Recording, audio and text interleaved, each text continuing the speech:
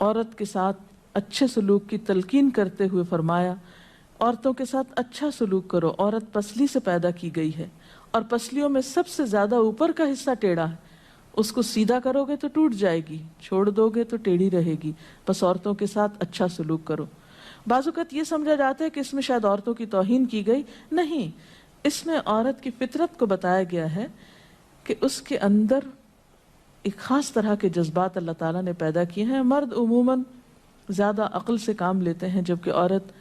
جذبات سے کام لیتی ہے،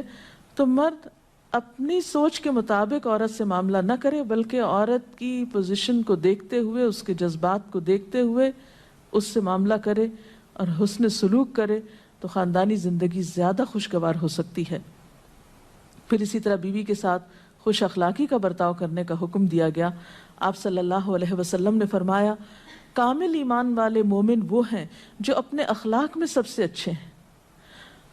اور تم میں سب سے اچھے لوگ وہ ہیں جو اپنی بیویوں کے حق میں سب سے اچھے ہیں۔ ہمارے ہاں تو اس شخص کو زن مرید کہا جاتا ہے جو بیوی کے ساتھ اچھا سلوک کرتا ہو، حالانکہ اللہ کے رسول صلی اللہ علیہ وسلم کے نزدیک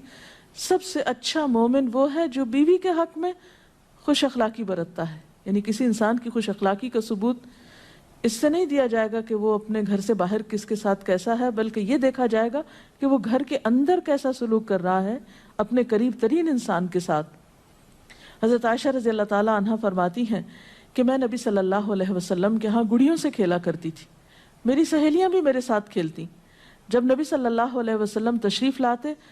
تو سب ادھر ادھر چھپ جاتی، آپ ڈھونڈ ڈھونڈ کر ایک ایک کو میرے پاس بھیجتے تاکہ وہ میرے ساتھ کھیلیں۔ اس سے آپ اندازہ لگا سکتے ہیں کہ آپ صلی اللہ علیہ وسلم کا اپنے ازواج مطہرات کے ساتھ کیسا سلوک تھا، کیسا معاملہ تھا، اور وہ ان کے جذبات کا کس قدر خیال رکھتے تھے۔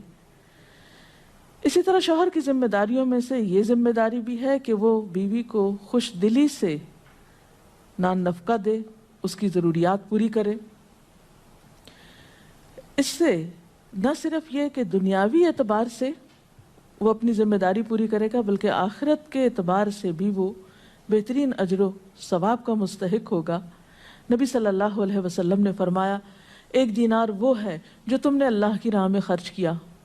ایک وہ ہے جو تم نے کسی غلام کو آزاد کرنے میں خرچ کیا، ایک وہ ہے جو تم نے کسی فقیر کو صدقے میں دیا، اور ایک وہ ہے جو تم نے اپنے گھر والوں کو صدقے میں دیا، یعنی اپنی بیوی کو کھلایا،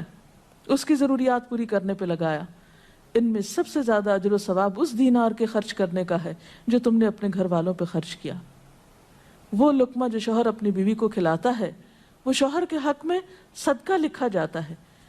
یعنی فریضے کی ادائیگی تو اپنی جگہ، لیکن اس کا خرچ کرنا اس کے لیے باعث ثواب۔ ویڈیو کے نیچے سبسکرائب کے بٹن پہ کلک کریں، بیل کے آئیکن پہ کلک کیجئے تاکہ ہر نئی ویڈیو کی نوٹیفیکیشن